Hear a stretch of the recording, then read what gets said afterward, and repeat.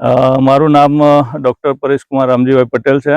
આજે રોજ આપણે પ્રગતિ યાત્રાની અંદર માન્ય શ્રી યશસ્વી વડાપ્રધાન નરેન્દ્ર મોદી સાહેબ જ્યારે 12 વર્ષ પૂરા કર્યા છે ત્યારે એમના જે વિકાસના કામોની જે ગાથા છે એની અંદર આ એક આપણે જે અત્યારે ઊભા છીએ એ જગ્યા ઉપર આપણે વણજ ડેમ, હરણાવ કોલોની, વિજયનગર, જેના કારણે આપણે આજુબાજુના ખેડૂતોને સિંચાઈ વિભાગથી ઘણા બધા ફાયદા થયેલા છે અને એ ખેડૂતોનું સ્તર ઊંચું આવેલું છે.